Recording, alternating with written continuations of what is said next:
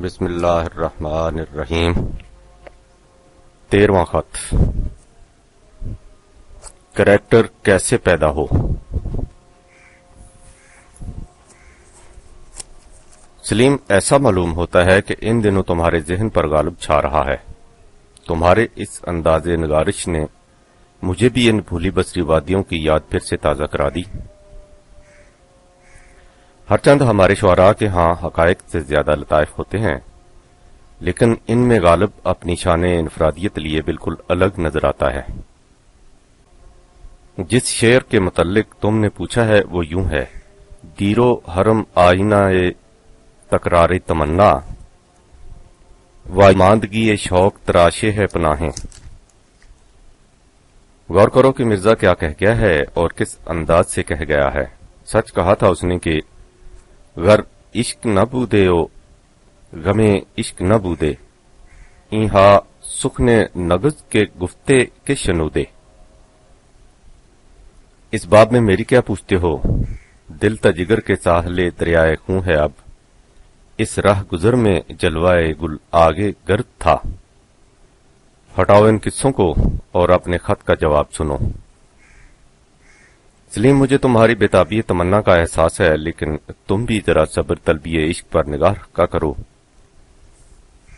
میں جانتا ہوں کہ تمہاری کیفیت اب یہ ہو چکی ہے کہ نغمے بےتاب ہیں تاروں سے نکلنے کے لیے، لیکن میں اب بھی یہی کہوں گا کہ نالا ہے بلبل شوریدہ تیرا خام ابھی، اپنے سینے میں اسے اور ذرا تھام ابھی۔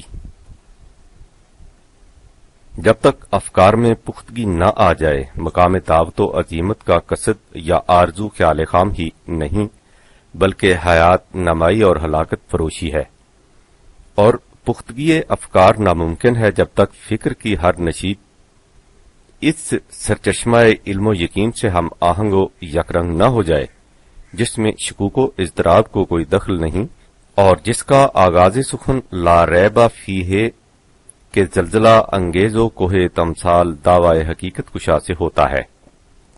جن لوگوں کا تم نے نام لیا ہے ان کی تحریروں کا مسلسل مطالعہ کرو اور پھر دیکھو کہ ان میں کس قدر تضاد اور کیسا تخالف ہے، اس لیے کہ ان کا نقطہ پرکار فکر علم خداوندی نہیں بلکہ اپنے امیال و عواطف یا وراثتی نقوش و خطوط ہیں۔ ان میں سے بعض تو وہ ہیں جو اپنے مصلحت کوشیوں کے پیش نظر دیدہ و دانستہ ساحرین کی رسیوں کو موسیٰ علیہ السلام کا اجتہا بنا کر دکھاتے ہیں تاکہ ان شعبدہ بازیوں اور فسوں سازیوں سے عوام کی نگاہوں میں مقدس بن جائیں، اور بعض ایسے بھی ہیں جو اس موج سراب کو سچ مچ چشمہ حیواں سمجھ کر خود بھی فریب نفس میں مبتلا ہیں اور دوسروں کو بھی اس داستان گوئی سے آسودہ خواب رکھنے کی کوشش کرتے رہتے ہیں۔ لیکن طائفہ اول ہو یا گروہ ثانی، ملت کے حق میں دونوں زہر ہلاہل ہیں۔ اسی فریب خوردگی کا نتیجہ ہے کہ وہی مسلمان جس کی بزم حیات کا کبھی یہ عالم تھا کہ نشہ شاداب رنگ و سازہا مست طرب، اب اس کی ہر محفل میں یہ کیفیت ہے کہ گوش محجور پیام و چشم محروم جمال۔ تمہارے استفسار کا تجزیہ کیا جائے تو وہ اس سوال کی شکل اختیار کر لیتا ہے جس کی روح سے اکثر پوچھا جاتا ہے کہ مرغی پہلے تھی یا انڈا۔ لیکن میرا خیال ہے کہ اگر تم ذرا ٹھنڈے دل سے غور کرو تو مرغی اور انڈے کے اس پریشان کن دائرے سے نکل جانا مشکل نہ ہوگا۔ تم کہتے ہو کہ اسلامی نظام ان لوگوں کے ہاتھوں چل سکتا ہے جن میں کریکٹر ہو، اور کریکٹر والے لوگ آج موجود نہیں، انہیں اسلامی نظام ہی پیدا کرے گا۔ اس لیے آغاز کار کس طرح کیا جائے؟ پہلے دیکھو کہ کریکٹر سے مراد کیا ہے۔ کریکٹر ایک وسیع المفہوم اصطلاح ہے جس کے متعدد گوشے ہیں، لیکن جب ہم کہتے ہیں کہ اسلامی نظام مملکت کے لیے جس کریکٹر کی ضرورت ہے وہ آج ناپید ہے، تو اس سے مقصد یہ ہوتا ہے کہ ہمارے ہاں خود غرضی اور بددیانتی اس قدر عام ہے کہ متاع ملت کسی کی امانت میں نہیں دی جا سکتی۔ اب سوچئے کہ خود غرضی سے مفہوم کیا ہے اور یہ کیوں پیدا ہوتی ہے۔ خود غرضی سے مراد یہ ہے کہ ہر فرد دوسروں کے مفاد پر اپنے ذاتی مفاد کو ترجیح دیتا ہے، یا یوں کہیے کہ مفاد کلی کو انفرادی مفاد پر قربان کر دیا جاتا ہے۔ قومی زندگی میں اسی کا نام فقدان کریکٹر करेक्टरलेसनेस है।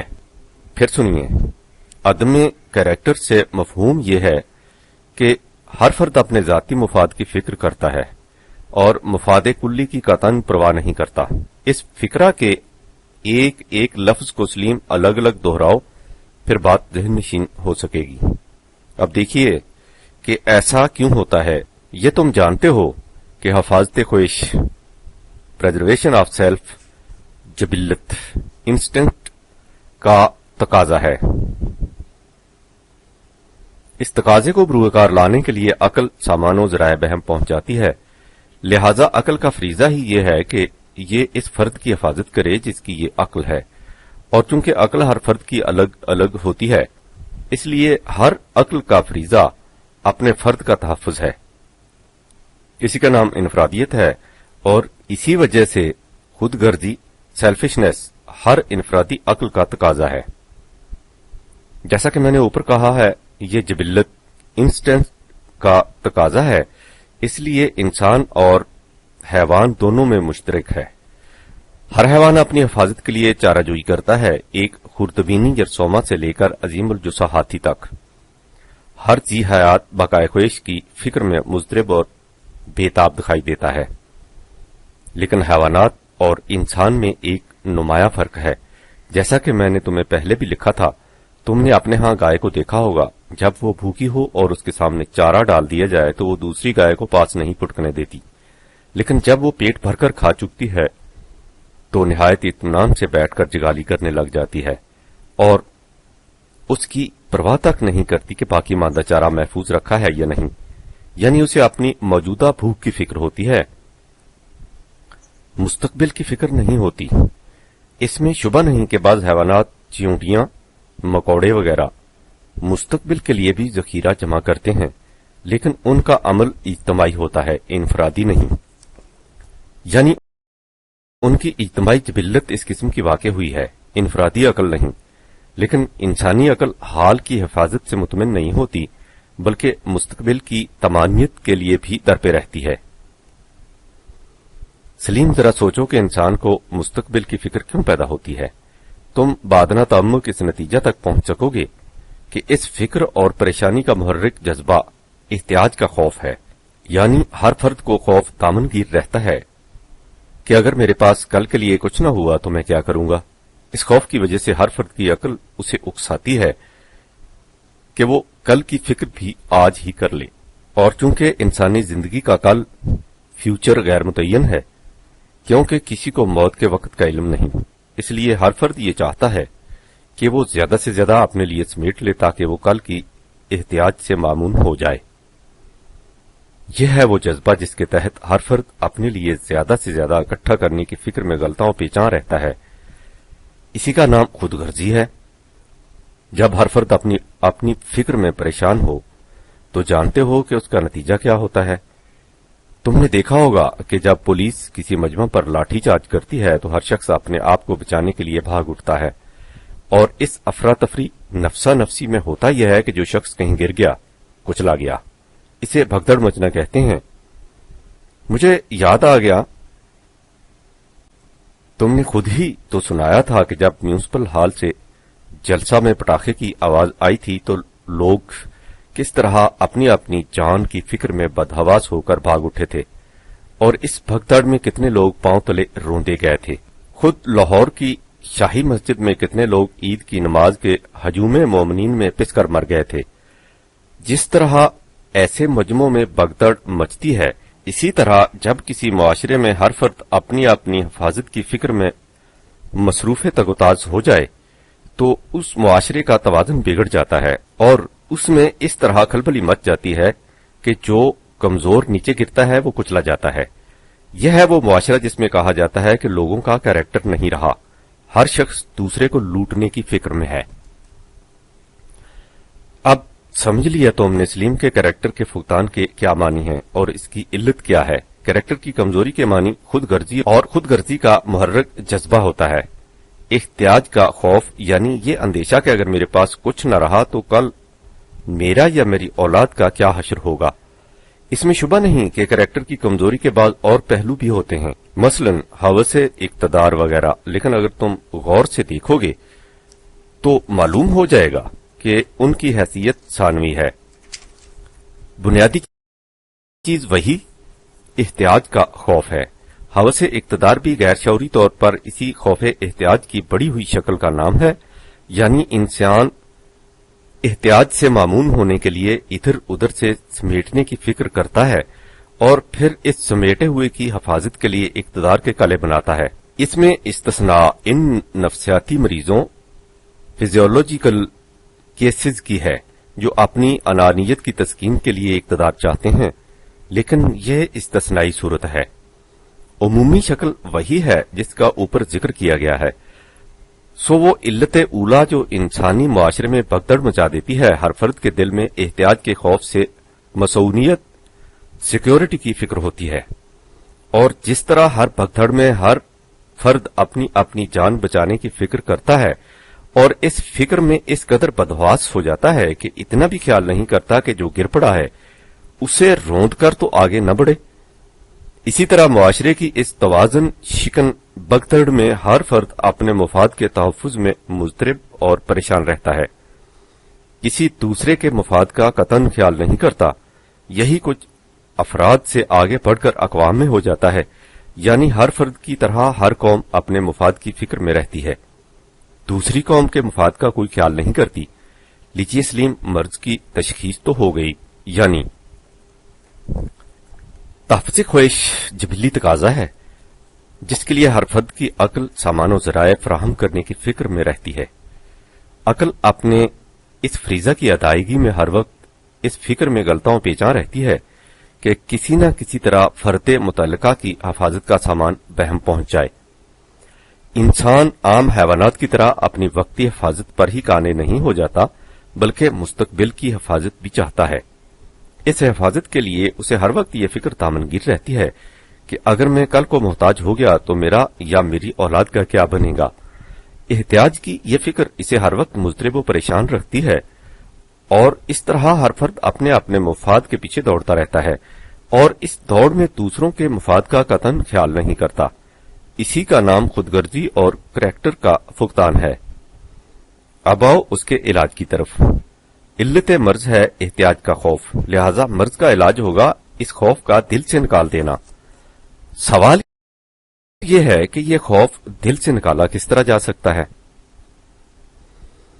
اگر ہر فرد کو اس امر کا پورا پورا یقین ہو جائے کہ اس کی کوئی ضرورت رکی نہیں رہ سکتی، اس کو کوئی احتیاج ستا نہیں سکتی، وہ کبھی بھوکا نہیں مر سکتا، اس کی اولاد کسی حالت میں بے کس و بے بس نہیں رہ سکتی، یعنی اسے اس امر کا یقین ہو کہ اس کی اور اس کی اولاد کی تمام ضروریات زندگی کا سامان موجود ہے، تو اس کے دل سے احتیاج کا خوف نکل جائے گا۔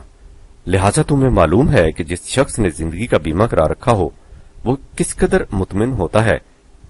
یزدانی کو دیکھو، جس دن سے اس نے زندگی کا بیمہ کرایا ہے اس کی اعصابی کمزوریاں کس طرح رفع ہوتی چلی جا رہی ہیں۔ زندگی کا بیمہ تو ایک طرف، جس دن سے ملک سرفراز نے دکان کا بیمہ کرایا ہے گھوڑے بیچ کر سوتا ہے، ورنہ اس سے پہلے 4 میل پر فائر بریگیڈ کی گھنٹی اس کے ہوش و حواس گم کر دیا کرتی تھی۔ لہذا کسی فرد کے دل سے فکر احتیاج نکل جائے تو اس میں خود غرضی نہیں رہتی، اور جب خود غرضی نہ رہے تو خود بخود کیریکٹر پیدا ہو جاتا ہے۔ لیکن وہ یقین کس طرح سے پیدا کیا جائے جس کا ذکر اوپر کیا جا چکا ہے، یعنی ہر فرد کے دل میں اس امر کا یقین کہ اس کی کوئی ضرورت رکی نہیں رہ سکتی، وہ اور اس کی اولاد کبھی بھوکی نہیں مر سکتی۔ یہ پیدا ہوگا اللہ پر ایمان لانے سے، اسے رازق ماننے سے، اس پر توکل کرنے سے، اس امر پر یقین رکھنے سے کہ ہر فرد کے رزق کی ذمہ داری اللہ نے اپنے سر لے رکھی ہے۔ میں یہ لکھ رہا ہوں اور تمہاری اس ہنسی کی آواز گوشے تصور سے سن رہا ہوں جو ان فکروں سے بے ساختہ تمہارے لب پر آ جائے گی۔ میں خود تمہاری اس ہنسی میں شریک ہوں۔ تم کہو گے کہ میں کیسی پہیلیاں کہہ رہا ہوں، یعنی ایک طرف تو یہ کہہ رہا ہوں کہ یہ یقین پیدا ہوگا اللہ کی رضاکیت پر ایمان سے، اور دوسری طرف یہ بھی کہہ رہا ہوں کہ یہ باتیں ایسی ہیں جن سے بے ساختہ ہنسی آ جاتی ہے، لیکن یہ پہیلیاں نہیں۔ ذرا سمجھنے کی کوشش کرو تو بات بالکل صاف ہے۔ ان الفاظ کا ایک مفہوم وہ ہے جو ہمارے مروجہ مذہب نے تمہارے ذہن میں مرتسم کر رکھا ہے۔ وہ مفہوم فی الواقع ایسا ہے جس سے بساختہ ہنسی آ جاتی ہے، لیکن انہی الفاظ کا ایک مفہوم وہ ہے جو خود ان الفاظ کے مصنف نے متعین کیا ہے۔ وہ مفہوم واقعی وہ یقین پیدا کر سکتا ہے جس کا ذکر اوپر کیا گیا ہے۔ مذہب نے جس خدا کو کائنات سے ماورا عرش پر بٹھا رکھا ہے وہ واقعی کسی انسان کے رزق کی ضمانت نہیں دے سکتا۔ اس کے رازق ہونے کے دعوے کے باوجود اس کی خدائی میں کروڑوں بندے بھوکے سوتے اور لاکھوں انسان فاقوں سے مرتے ہیں۔ اس کے بلند آہنگ اعلان کے باوجود کہ وَمَا مِن دَابَّةٍ فِي الْأَرْضِ إِلَّا عَلَى اللَّهِ رِزْقُهَا 11/6 زمین پر کوئی چلنے والا ایسا نہیں جس کا رزق کی ذمہ داری خدا پر نہ ہو۔ آج آدھی دنیا کو پیٹ بھر کر روٹی نصیب نہیں ہو رہی، لہذا انسانوں کے خود ساختہ مذہب کے پیدا کردہ خدا پر ایمان لانے اور اس کے دعوی پر توکل رکھنے سے وہ یقین کسی طرح پیدا نہیں ہو سکتا جو انسان کو احتیاج کی فکر سے بے خوف کر دے۔ یہی وہ خدا تھا جس کے متعلق مارکس نے کہہ دیا تھا کہ اس کا تصور سرمایہ داروں کی مصلحت کوشیوں کا پیدا کرتا ہے، لیکن خدا کے تصور کا ایک مفہوم وہ ہے جسے خود خدا نے متعین کیا ہے اور جو سلیم قرآن کے حروف و نقوش میں جگمگ جگمگ کرتا دکھائی دیتا ہے۔ اس تصور کی روح سے ان مقامات پر خدا سے عملاً مفہوم وہ نظام ہے جو اس کے قوانین کو نافذ کرنے کے لیے متشکل ہوتا ہے، اور اس طرح وہ تمام ذمہ داریاں اپنے سر پر لے لیتا ہے جنہیں خدا نے اپنی طرف منسوب کیا ہے۔ خارجی کائنات میں خدا کی رضاکیت کا نظام کس طرح کار فرما رہتا ہے، یعنی تمہاری نانی اماں کی زبان میں وہ پتھر میں کیڑے کو کس طرح روزی پہنچاتا ہے۔ سردست اس موضوع کو چھوڑو اور اسے سمجھ لو کہ انسانی دنیا میں اس کا دعویٰ رضاکیت اور ربوبیت اس نظام کی روح سے پورا ہوتا ہے جو اس کے قوانین کی بنیادوں پر خود انسانوں کے ہاتھوں متشکل ہوتا ہے۔ انسان کی دنیا میں مشیت خداوندی کی تکمیل انسانوں ہی کے ہاتھوں سے ہوتی ہے، لہذا جب ہم یہ کہتے ہیں کہ ہر ایک کا رزق اللہ کے ذمہ ہے تو اس سے مراد یہ ہے کہ وہ نظام جو قوانین خداوندی کی روح سے قائم ہو تمام افراد کی ضروریات زندگی کا کفیل ہوتا ہے۔ یہ ہے وہ نظام جس پر پورا توکل بھروسہ کیا جا سکتا ہے، اور یہی ہے وہ نظام جو انسان کے دل میں اس امر کا یقین پیدا کر سکتا ہے کہ میں بھوکا نہیں مر سکتا، میری اولاد تباہ نہیں ہو سکتی۔ اس نظام میں انسان احتیاج کی فکر سے بے خوف ہو جاتا ہے، اس لیے کہ اس نظام کی خصوصیت کبریٰ ہی یہ بتائی گئی ہے کہ اس کی ذمہ داری میں آ جانے والوں کی کیفیت یہ ہوگی کہ لا خوف علیہم ولا ہم یحزنون، انہیں نہ کسی قسم کا خوف رہے گا نہ احتیاج کی فکر ستائے گی۔ اسی نظام سے انسان کی دنیا اس جنت میں تبدیل ہو جاتی ہے جس کے متعلق ابن آدم سے کہا گیا تھا کہ انا لکا اللہ تجوع فیہا ولا تارا وانکا لا تظمأ فیہا ولا تضحا 20/118۔ اس میں نہ تو بھوکا رہے گا نہ ننگا، نہ پیاسا رہے گا نہ بلا مکان کے دھوپ میں، اور یہ جنت بنے گی کس طرح سے؟ اس طرح کہ قال اهبطا منها جميعا بعضكم لبعض عدو فإما يأتينكم مني هدى فمن اتبع هداي فلا يضل ولا يشقى 20/123۔ ہماری طرف سے تمہیں رہنمائی کے قوانین ملیں گے، جو ان قوانین کا اتباع کرے گا تو نہ اس کی کوششیں بے نتیجہ رہیں گی، نہ اسے بھوک، لباس اور سردی گرمی کی تکالیف اٹھانی پڑیں گی۔ لا خوف علیہم ولا ہم یحزنون، انہیں احتیاج کا خوف دامنگیر نہیں ہوگا۔ سلیم، تم پہلے دیکھ چکے ہو کہ خود غرضی کا بنیادی سبب احتیاج کا خوف تھا، اور اس خوف سے نجات کا ذریعہ اس نظام ربوبیت کا قیام ہے جو ہر فرد کی ضروریات زندگی کا کفیل ہوتا ہے، بلکہ اس میں کسی فرد کے دل میں احتیاج کا خوف پیدا ہی نہیں ہوتا، اور جب انسان احتیاج کی طرف سے معمون ہو جاتا ہے تو خود غرضی باقی نہیں رہتی، اور جب خود غرضی باقی نہیں رہتی تو کیریکٹر خود پیدا ہو جاتا ہے۔ اب سمجھے سلیم کہ ہم نے آج کیریکٹر کیوں نہیں اور کیریکٹر پیدا کرنے کا طریقہ کیا ہے؟ تم کہتے ہو کہ نظام ربوبیت کا قیام ان لوگوں کے ہاتھوں سے ممکن ہے جو کیریکٹر والے ہوں، اور چونکہ آج ہم میں کیریکٹر نہیں، اس لیے اس نظام کا قیام ناممکن ہے، اور میں کہتا ہوں کہ تم اس نظام کی ابتدا کر دو، کیریکٹر اس کے پیچھے پیچھے چلا آئے گا، تم خدا کی ربوبیت کو عام ہونے دو، پھر دیکھو کہ کس طرح ذرہ صحرا دست کا ہو قطرہ دریا آشنا کا منتظر تمہارے سامنے نہیں آ جاتا اور موجودہ افراد کی سیرت میں پاکیزگی پیدا نہیں ہو جاتی۔ اس نظام کے قیام کی پہلی منزل شعور کی بیداری ہے۔ شعور کی یہ بیداری اور فکر و نظر کی یہ تبدیلی اس نظام کے تصور قیام کرنے اور اس کے درخشندہ اور تابناک نتائج کو نگاہ بصیرت کے سامنے لانے سے ہوتی ہے۔ اس کا نام تعلیم کتاب و حکمت ہے۔ نبی اکرم نے اسی نقطہ سے آغاز کار کیا تھا، وَيُعَلِّمُهُمُ الْكِتَابَ وَالْحِكْمَةَ، یعنی اس قانون ابدی کی تعلیم اور اس کی حکمت اور علم کی تفہیم سے کتاب قانون کو کہتے ہیں اور حکمت ہوتی ہے دی وے آف اٹ، اس کی غایت۔ اس تصور کو عام کرنے سے ایسے سعادت مند افراد نتھر کر الگ ہو جاتے ہیں جن کی نگاہوں میں کشاد اور قلب میں وسعت ہوتی ہے۔ اسی کا نام نفس کی بالیدگی تزکیہ ہے، اور تعلیم میں کتاب و حکمت کے ساتھ اس کا چولی دامن کا ساتھ ہے۔ وَيُزَكِّيهِمْ وَيُعَلِّمُهُمُ الْكِتَابَ وَالْحِكْمَةَ۔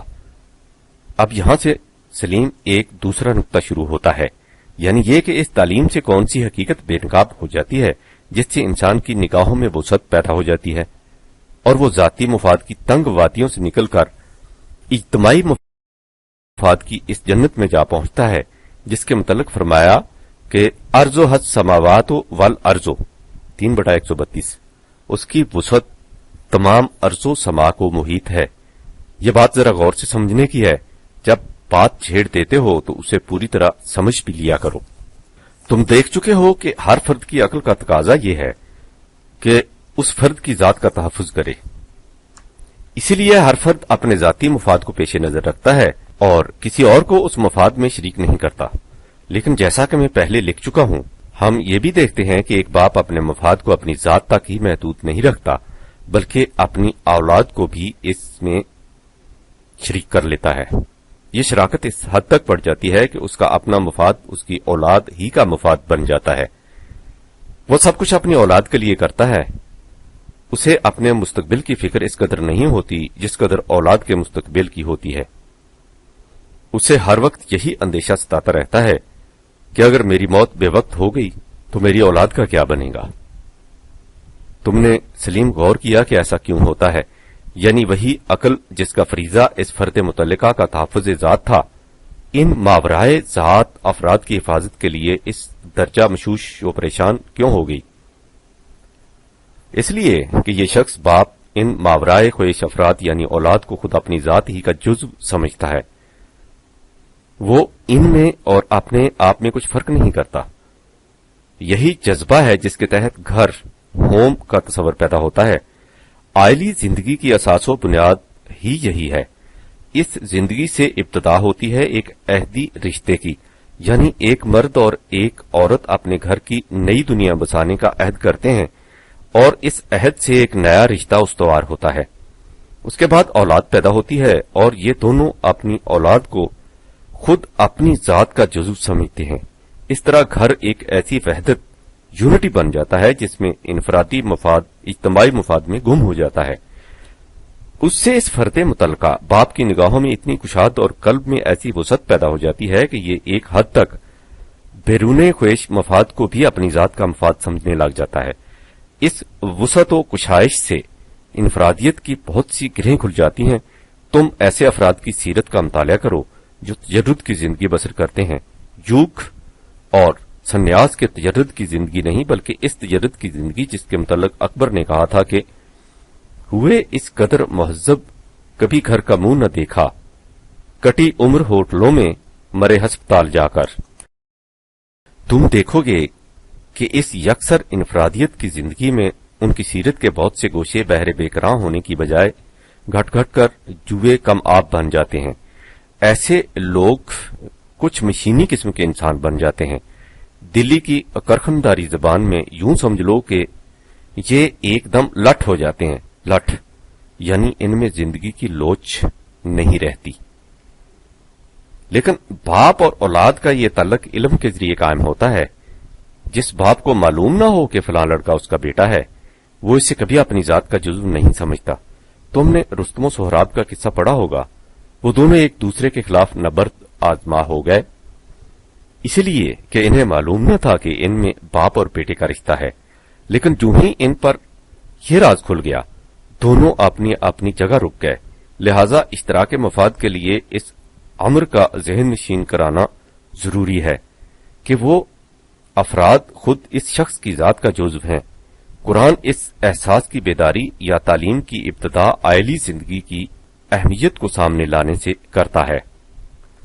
تم قرآن کے مختلف اوراق پر غور کرو اور دیکھو کہ عائلی زندگی، فیملی لائف کی ضرورت اور اہمیت کو کس طرح مختلف اسالیب اور متنوع انداز سے اجاگر کیا گیا ہے. اس سے مقصود اس حقیقت کو ابھار کر سامنے لانا ہے کہ ایک فرد کے مفاد اس کی اپنی ذات تک ہی محدود نہیں ہوتے، اس میں اور بھی شریک ہوتے ہیں. اس احساس سے انسان کی تربیت ذات کی ابتدا ہوتی ہے. عائلی زندگی کے اس نقطۂ آغاز سے قرآن بتدریج آگے بڑھتا ہے اور ان دیواروں کو ایک ایک کر کے توڑتا جاتا ہے جنہوں نے انسان کو چار دیواری کے اندر محبوس کر رکھا ہے. جوں جوں یہ دیواریں ٹوٹتی ہیں اس کی افق نگاہ وسیع سے وسیع تر ہوتی جاتی ہے، حتیٰ کہ آخر الامر وہ اس مقام پر پہنچ جاتی ہے کہ خلقکم من نفس واحدہ 4/1. تمام نوع انسانی کی تخلیقی اصل ایک ہے. یعنی جس رشتہ ایک اصل کی شاخ ہونے کے احساس نے باپ اور بیٹے میں اشتراک مفاد پیدا کر دیا تھا، قرآن اسی رشتہ کو تمام انسانوں میں مشترک قرار دیتا ہے اور اس طرح عقل خود بین کو عقل جہاں بین میں تبدیل کر دیتا ہے اور نفس انسانی سے انفرادیت کی گرہیں کھول کھول کر اسے انسانیت کی وسعتیں عطا کر دیتا ہے. اس طریقہ کار کا نام تعلیم کتاب و حکمت اور اس کا نتیجہ ہوتا ہے نفس انسانی کی نشو و نما یعنی تزکیہ نفس. وَيُعَلِّمُهُمُ الْكِتَابَ وَالْحِکْمَةَ وَيُزَکِّیہم. اس طریقے تعلیم تصور ربوبیت کو عام کرنے سے معاشرے میں ایسے افراد نکھر کر الگ ہو جاتے ہیں جن پر اس نظام کی اہمیت واشگاف ہو جاتی ہے. ان افراد کے ہاتھوں اس نظام کی ابتدا ہوتی ہے جس میں ہر فرد فکر احتیاج سے بے خوف ہو جاتا ہے، اور جب یہ نظام قائم ہو جاتا ہے تو پورے معاشرے میں اس کیریکٹر کی لہر دوڑ جاتی ہے جس کے فقدان کا رونا ہم آج اس طرح روتے ہیں. جب تک یہ نظام قائم رہتا ہے کیریکٹر بھی باقی رہتا ہے. جب یہ نظام بگڑ جاتا ہے تو پھر وہی انفرادیت کی بھگدڑ شروع ہو جاتی ہے. اس لیے سلیم قوم میں کیریکٹر پیدا کرنے کے لیے اس نظام کی ترویج ضروری ہے جس میں افراد فکر احتیاج سے بے نیاز ہو جائیں اور لا خوف علیہم ولا ہم یحزنون کی فضا عام ہو جائے. ہم نے یہ نظام دیکھا نہیں، لیکن تاریخ بتاتی ہے کہ یہ نظام خود رسالت مآب صلی اللہ علیہ وسلم کے ہاتھوں متشکل ہوا اور حضرت عمر کے زمانہ میں پروان چڑھا. یہ نظام باقی نہ رہا لیکن لوح زمانہ پر اس کی یادگار اب تک منقوش ہے. بقول غالب ہنوز ایک پرتوے نقش خیال یار باقی ہے. اسی پرتوے نقش خیال یار کے تصدق ہر اس شخص کا جس کی نگاہوں کے سامنے اس کا تصور ہو یہ عالم ہوتا ہے کہ موجۂ گل سے چراغاہ ہے گزرگاہ خیال. اسی نظام میں قرآن کی طرف دعوت میری زندگی کا مقصود ہے. میری کوششیں ابھی تک تعلیم کتاب و حکمت کی منزل اول میں ہیں. میں امکان پر اس کے صحیح تصور کو عام کرنے کی کوشش کر رہا ہوں کیونکہ عام مسلمانوں کی نگاہوں سے اس کا تصور یکسر اوجھل ہو چکا ہے. اس لیے اسے عصر نو سامنے لانے کے لیے بڑی کاوش درکار ہے. جب اس کا تصور عام ہو جائے گا تو اسے عملاً متشکل کرنے کا ولولہ بھی بیدار ہو جائے گا. رگو پے میں جب اترے زہر غم تب دیکھیے کیا ہو. رگو پے میں جب اترے زہر غم تب دیکھیے کیا ہو. ابھی تو تلخی ایک آم و دہن کی آزمائش ہے. تم پوچھتے ہو کہ اس کتاب و حکمت کے مرحلہ اول کے بعد کیا پروگرام ہوگا. تم نے جتنی مرتبہ اس سوال کو دہرایا ہے میں نے یہی کہا ہے کہ یہ سوال قبل از وقت ہے. پہلے اس تصور کو عام تو کرو. لیکن اس جواب سے تمہارے قلب سراپا شوق و اضطراب کی تسکین نہیں ہوتی. اب اس کے بعد اگر میں تمہارے غالب کے الفاظ میں یہ کہہ دوں کہ دکھاؤں گا تماشا دی اگر فرصت زمانے نے، میرا ہر داغ دل ایک تخم ہے سرو چراغاں کا، تو کہو تمہاری تسکین ہو جائے گی. تم ٹھیک کہتے ہو، یہ وقت ہے شگفتن گل ہائے ناز کا. لیکن سلیم، ہر گنچا اپنے جوش نمو سے کھل کر پھول بنتا ہے. نشہ رنگ سے ہے واش دے گل، اگر اسے اس سے پہلے کھلانے کی کوشش کرو تو اس کی ایک ایک پتی بکھر جائے گی. اس نظام کی شگفتگی بھی اسی قانون کے تابع عمل میں آتی ہے جو اس کی اساس و بنیاد ہے. تمہیں اس نظام کے جلد روب عمل آنے کی کوئی صورت بظاہر دکھائی نہیں دیتی، لیکن سلیم میری نگاہیں دیکھ رہی ہیں. جہان نو ہو رہا ہے پیدا، وہ عالم پیر مر رہا ہے، جس سے فرنگی مقامروں نے بنا دیا ہے کمار خانہ. یہ کب ہوگا؟ اس کے لیے نہ تمہاری بیتابی تمنا کچھ کہہ سکتی ہے، نہ میرا گریائے نیم شبی. اس باب میں تو خدا اپنے رسول تک سے کہہ دیا تھا کہ ہو سکتا ہے کہ یہ انقلاب تمہارے بعد ظہور پذیر ہو یا تمہارے سامنے. فَإِمَّا نَذْهَبَنَّ بِكَ فَإِنَّا مِنْهُمْ مُنْتَقِمُونَ أَوْ نُرِيَنَّكَ الَّذِي وَعَدْنَاهُمْ فَإِنَّا عَلَيْهِمْ مُقْتَدِرُونَ. 43/41-42. لیکن یہ ہوگا کیسے؟ اس کے لیے نہایت حتم و یقین سے کہہ دیا کہ فَاسْتَمْسِكْ بِالَّذِي أَوْحِيَ إِلَيْكَ إِنَّكَ عَلَى صِرَاطٍ مُسْتَقِيمٍ.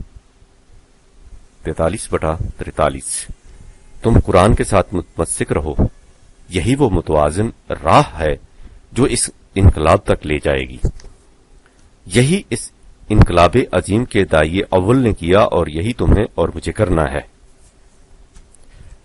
اس موضوع کو ختم کرنے سے پہلے ایک اہم نقطہ اور بھی ہے جس کا دہرا دینا ضروری ہے. تمہیں اس حقیقت کو کبھی نظر انداز نہیں کرنا چاہیے کہ انسانی زندگی کا منتہا اس کی طبعی زندگی کی ضروریات کا پورا ہو جانا ہی نہیں، بلکہ ان ضروریات کی طرف سے اطمینان اس کی نگاہوں میں وہ کشادگی پیدا کر دیتا ہے جس سے یہ ذاتی مفاد پر کلی مفاد کو ترجیح دیتا ہے، اور اس طرح انسانی معاشرہ میں نظم و ضبط اور توازن پیدا ہو جاتا ہے. اس سے وہ مساعد فضا پیدا ہو جاتی ہے جو انسانوں کی مضمر صلاحیتوں کی بالیدگی کے لیے ناگزیر ہے. اس طرح بحیثیت مجموعی انسانیت کی سطح بلند سے بلند تر ہوتی جاتی ہے. اس بلند سطح سے کیا ہوتا ہے آج اس چیز کا سمجھنا دشوار ہے، اس لیے کہ آج ہم جس فضا میں سانس لے رہے ہیں اس میں نفسا نفسی کی ایسی باغداڑ مچ رہی ہے کہ انسانی فکر کے لیے اس طلسم پیچ و تاب سے نکلنا محال ہو رہا ہے. اس وقت انفرادی مفاد کی دھند اس قدر دبیز ہے کہ اس میں انسان 2 قدم آگے نہیں دیکھ سکتا. ان حالات میں وہ کیا سمجھے کہ لا خوف علیہم ولا هم یحزنون کی فضا میں دلوں کی کیا کیفیت ہوا کرتی ہے. بقول غالب با آدم نرسیدی خدا چے می جوئی. لیکن اسے بھی سمجھ رکھو کہ خدا تک پہنچنے کے لیے مقام آدم حاصل کرنا لا ینفق ہے، اور آدم وہ ہے جس کی مشہود زندگی کی ابتدا اس ارض سے ہوتی ہے. لہذا جس آدم کے لیے ارض معاش کی مشکلات حل نہیں ہوتی اس کی نگاہیں اوپر کیا اٹھ سکیں گی؟ اگر نہ سہیل ہوں تجھ پر زمین کے ہنگامے، بری ہے مستی اندیشہ ہائے افلاکی. ابھی سلیم تمہاری 2-3 باتیں اور جواب طلب ہیں، لیکن ان کے جواب سے پہلے میں تمہاری توجہ پھر اس اہم نقطہ کی طرف منعطف کرانا چاہتا ہوں جسے بارہا گفتہ او بارے تگر می گوئیم، اور وہ یہ کہ جو بات تم پوچھتے ہو پہلے اس کا مفہوم متعین کرو. یاد رکھو سلیم، آدھی بات تو محض تعین مفہوم سے واضح ہو جائے گی. یقین نہ آئے تو ایسا کر کے دیکھ لو. میں کہتا ہوں کہ اگر ہم اس دور میں صرف اتنا کر جائیں کہ ہمارے ہاں جو الفاظ اور اصطلاحات مروج ہیں، ان کا مفہوم اس طرح متعین کر لیں کہ ہر بولنے اور سننے والے کے ذہن میں ایک مفہوم آئے، جس طرح پانی کہنے سے ہر شخص کے ذہن میں ایک ہی مفہوم آتا ہے، تو یقین مانو کہ یہ بہت بڑا کام ہوگا۔ میں اسی کی کوشش کر رہا ہوں، خدا مجھے کامیاب کر دے۔ ذرا سوچو سلیم کہ جب تم سے کوئی کہے کہ فلاں کاروبار کرو، اس میں تمہیں نفع ہوگا، تو کہنے والا بھی سمجھتا ہے کہ وہ کیا کہہ رہا ہے، اور تم بھی جانتے ہو کہ اس سے مطلب کیا ہے۔ یہ الفاظ ایک ہندو کہے یا مسلمان، سنی کہے یا شیعہ، مقلد کہے یا غیر مقلد، ہر ایک کا مفہوم ایک ہوگا۔ لیکن سلیم، جب کبھی تم سے کوئی یہ کہتا ہے کہ فلاں کام کرو، اس سے تمہیں ثواب ہوگا، تو ایمان سے کہو کہ تمہاری سمجھ میں یہ بات آتی ہے کہ اس سے کیا ہوگا، یا یہ کہ ان الفاظ کا جو مفہوم تم نے سمجھا ہے، تمہیں یقین ہے کہ کہنے والے کے ذہن میں بھی وہی مفہوم ہے؟ پھر یہ بھی سوچو کہ کیا تم کسی ایسے شخص کو جو اس لفظ ثواب کے اس مبہم مفہوم سے مطمئن نہیں، جو وراثتی طور پر ہمارے ذہنوں میں چلا آ رہا ہے، سمجھا سکتے ہو کہ اس سے مفہوم کیا ہے؟ جب کوئی زیادہ اصرار کرے تو تم کہہ دو گے کہ اس سے نجات حاصل ہو جاتی ہے، لیکن اس سے پھر وہی مشکل پیدا ہو جاتی ہے کہ کیا تم بتا سکتے ہو کہ نجات سے مفہوم کیا ہے، اور کیا یہ مفہوم ہر اس شخص کے ذہن میں یکساں ہوتا ہے جو اس لفظ کو استعمال کرتا ہے؟ تم کہہ دو گے کہ اس سے مفہوم جنت میں جانا ہے، لیکن سوال یہ ہے کہ کیا جنت کا مفہوم تمہارے ذہن میں متعین ہے، اور کیا یہی مفہوم ہر اس شخص کے ذہن میں ہوتا ہے جو اس لفظ کو استعمال کرتا ہے؟ مجھے تسلیم ہے جہاں تک ان امور کا تعلق آنے والی زندگی سے ہے، ان کا پورا پورا مفہوم زندگی کی موجودہ سطح پر سمجھ میں نہیں آ سکتا، لیکن ان امور کا تعلق صرف آنے والی زندگی ہی سے تو نہیں، ہماری موجودہ زندگی سے بھی تو ان کا تعلق ہے۔ سوال یہ ہے کہ جہاں تک ان کا تعلق ہماری موجودہ زندگی سے ہے، کیا ان کا کوئی متعین مفہوم ہمارے سامنے ہے، اور کیا وہ مفہوم ہر اس شخص کے ذہن میں یکساں ہے جو ان اصطلاحات کو استعمال کرتا ہے؟ یہ تو تمہیں بھی تسلیم ہوگا کہ ایسا نہیں ہے، ان کا کوئی متعین مفہوم ہمارے سامنے نہیں۔ ان اصطلاحات کو سلیم قرآن نے پیش کیا ہے، لہذا قرآن کو ان کا مفہوم بھی متعین کرنا چاہیے۔ اگر وہ ایسا نہیں کرتا تو معاذ اللہ وہ بڑی ناقص کتاب ہے، لیکن اگر وہ ان کا مفہوم متعین کرتا ہے تو وہ آج ہماری نگاہوں سے یکسر اوجھل ہے۔ یاد رکھو سلیم، جب تک ہم ان الفاظ و اصطلاحات کا مفہوم جن کا تعلق ہماری موجودہ زندگی سے ہے، اور وہ کون سی چیز ہے جس کا کسی نہ کسی حد تک ہماری موجودہ زندگی سے تعلق نہیں، اس طرح متعین نہیں کرتے جس طرح ہم کاروباری دنیا میں الفاظ و اصطلاحات کا مفہوم متعین کرتے ہیں، ہمارا کوئی قدم آگے نہیں بڑھ سکتا۔ معاملات کی دنیا میں تجریدی گفتگو، ایبسٹریکٹ ٹاک سے کبھی کام نہیں چل سکتا، نہ کوئی قوم اس انداز گفتگو سے زندہ رہ سکتی ہے۔ ہمیں ٹھوس کنکریٹ زمین پر رہنے کے لیے بھیجا گیا ہے، ہمارے معاملات بھی ٹھوس انداز گفتگو سے ہونے چاہیے۔ دیکھتے ہو غالب اپنی رندانہ شوخی سے اس باب میں کیا کہتا ہے؟ وہ کہتا ہے کہ گنچائے ناشگفتہ کو دور سے مت دکھا کے یوں، بوسے کو پوچھتا ہوں میں منہ سے مجھے بتا کے یوں۔ لہذا سلیم، سب سے پہلے کرنے کا کام یہ ہے کہ ہم ان تمام الفاظ و اصطلاحات کا مفہوم جنہیں ہم روزمرہ بلا سوچے سمجھے استعمال کرنے کے عادی ہو چکے ہیں، قرآن سے متعین کر لیں۔ اس کے بعد باقی منزل بہت آسانی سے طے ہو جائے گی۔ یہی وہ بنیادی مقصد ہے جس کے لیے میں نے قرآن کا وہ لغت مرتب کیا ہے جس کا چرچا تم کتنے دنوں سے سن رہے ہو۔ جب وہ لغت اور اس کی روشنی میں متعین کردہ مفہوم القرآن شائع ہوگا تو اس وقت تم دیکھو گے کہ قرآن کریم کے الفاظ کا مفہوم عربی زبان اور قرآن کریم کی روشنی میں کس عمدگی سے متعین ہو جاتا ہے۔ مجھے اس سے خوشی ہوئی سلیم کہ میرے خطوط سے تمہارے شکوک کی بہت سی پھانسیں نکلتی جا رہی ہیں۔